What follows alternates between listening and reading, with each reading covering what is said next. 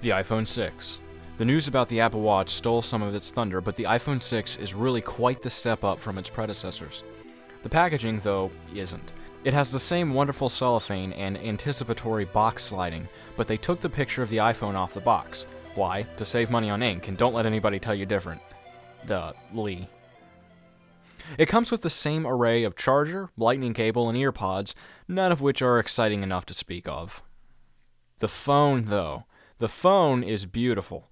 I got the space gray version, which they lightened to a duller gray that makes the device literally shine. It's hard to put into words how much I love this design.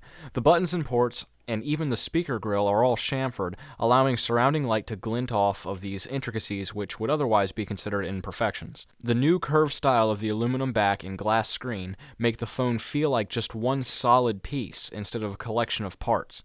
This unibody feeling extends to the way it feels in your hand. Not only is it very comfortable to hold, but it also feels very solid and premium. The iPhone 6 may not win every drop test, but if going by feel alone, this thing beats every other mass-market smartphone for sure.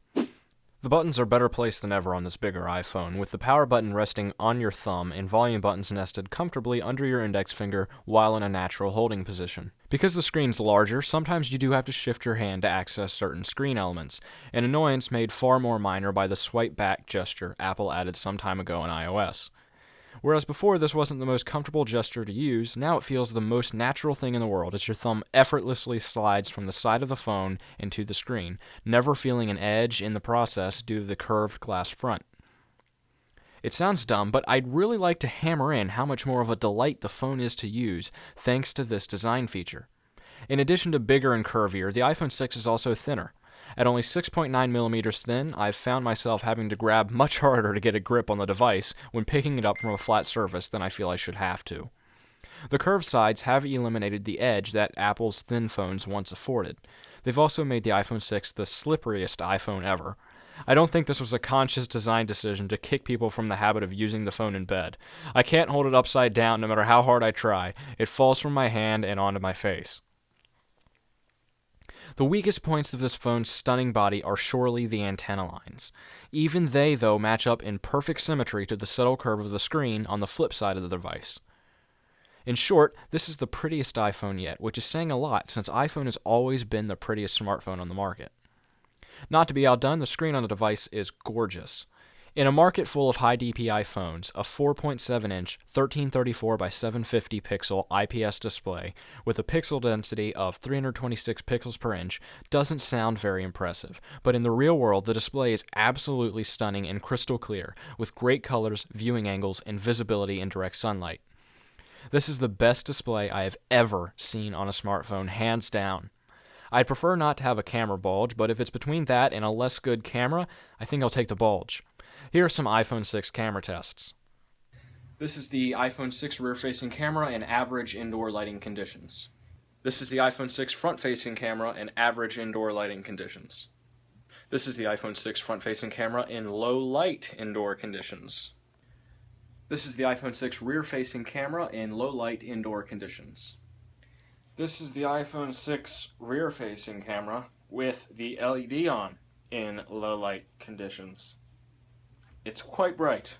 The LED flash still kind of sucks, but that's not unique to the iPhone. It works great as a flashlight, though, being even brighter than my old iPhone 5's LED. The battery is, like Apple said, slightly better than the previous iPhone. As long as I'm not heavily abusing the phone, I'm easily able to eke out a full day before requiring a charge. And yes, I would take a slightly thicker phone as a trade-off for a slightly bigger battery. The speaker grill on the bottom is louder and clearer than my old iPhone 5, but it does distort at higher volumes, negating the gain from the previous generation in my opinion. Call quality is the best I've ever experienced on a smartphone, but that may be more due to Verizon's new voice over LTE than the iPhone's hardware. Touch ID is new to me and works very well generally, unlocking the phone faster than swiping without a passcode. When you receive incoming notifications, it can become a hindrance as an alternative to being passcodeless, but you do get the peace of mind knowing that your phone is pretty darn secure. Like I said, Touch ID usually works wonderfully, but sometimes I idly touch with the wrong portion of my finger, causing a try again message to appear. Annoyingly, you have to lift your finger before it will take your fingerprint. You can't just slide your finger into the correct position.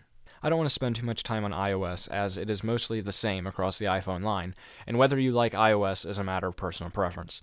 Windows Phone is easy to learn and has a fresh interface, but lacks many apps. Android is very customizable, but has its UI inconsistencies. To me, iOS lies somewhere in between.